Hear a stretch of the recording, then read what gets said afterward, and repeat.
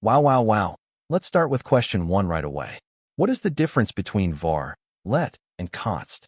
Take 10 seconds to think about it, and then I'll read the answer and explain. Time's up. I'm going to answer the question now. Let's start with var. Var is function scoped, not block scoped. That means even if you declare var inside an if, for, or while block, it's still accessible outside of that block, as long as you're inside the same function. This behavior can easily cause hard-to-detect bugs, especially in large code bases. Next, let's talk about hoisting. JavaScript moves var declarations to the top of the function and initializes them as undefined. Now let's move on to let. Let is block scoped, which means it only exists inside the block where it is declared. This helps prevent variables from leaking outside their intended scope, making the code much safer. Unlike var, you cannot use let before it is declared. This is known as the temporal dead zone. In this case, JavaScript will throw an error immediately, helping you catch mistakes early. Finally, let's talk about const. Const is also block scoped, just like let. The key difference is that you cannot reassign a value to a const variable. However, const does not mean the value is completely immutable. If a const holds an object or an array, you can still modify its internal data. You just cannot assign a brand new object to that variable. All right, if you're ready, let's move on to the next question. What is the difference between equals and equals in JavaScript?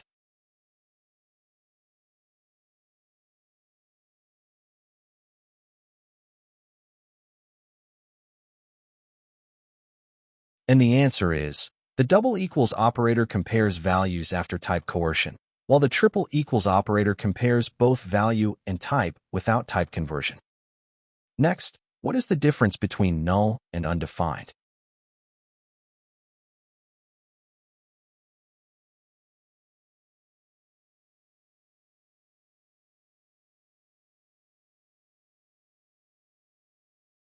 And the answer is, undefined means a variable has been declared but has not been assigned a value, while null is an explicit value that represents the intentional absence of any object value. Let's break this answer down very carefully. When we say that undefined means a variable has been declared but has not been assigned a value, we are saying that the variable already exists in memory and JavaScript knows about it, but no value has been given to it yet. This usually happens automatically. For example, when you declare a variable without assigning anything to it, or when a function does not explicitly return a value, JavaScript will give you undefined by default. So in most cases, undefined is not something you intentionally write. It is something JavaScript provides as a default state. Now, when we talk about null, the meaning is very different. Null is an explicit value, which means it is intentionally assigned by the developer. JavaScript will never assign null for you automatically. When you see null in the code, it means someone made a conscious decision to say that this variable should have no value at this moment.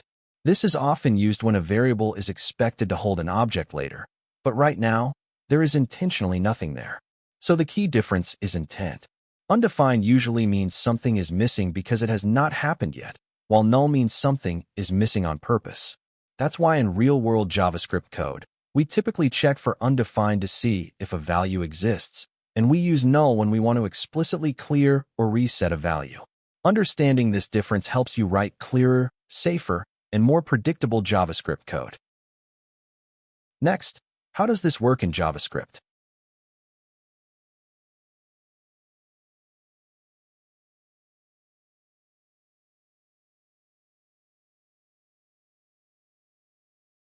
In JavaScript, this refers to the object that is currently calling the function, and its value is determined by how the function is called, not where it is defined.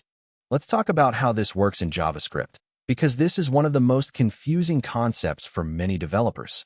The most important thing to understand is that the value of this is not determined by where a function is written, but by how that function is called. In a regular function, this usually refers to the object that is calling the function. If a function is called as a method of an object, then this points to that object.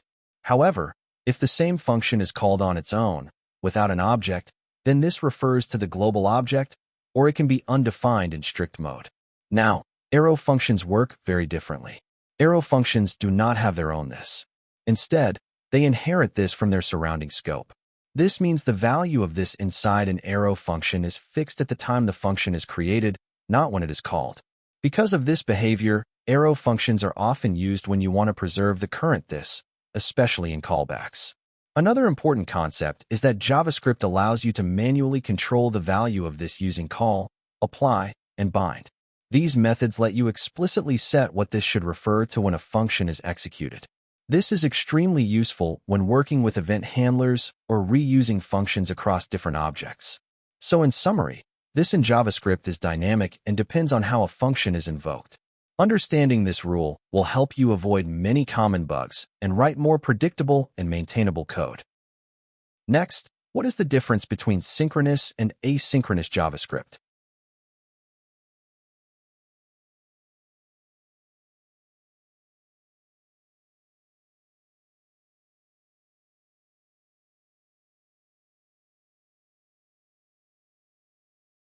Synchronous JavaScript executes code line by line and blocks the next operation until the current one is finished, while asynchronous JavaScript allows long-running tasks to run in the background without blocking the main thread.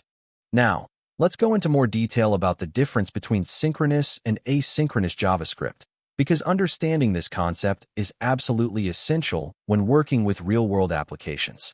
First, synchronous JavaScript means that code is executed line by line, one step at a time. Each operation must finish before the next one can begin.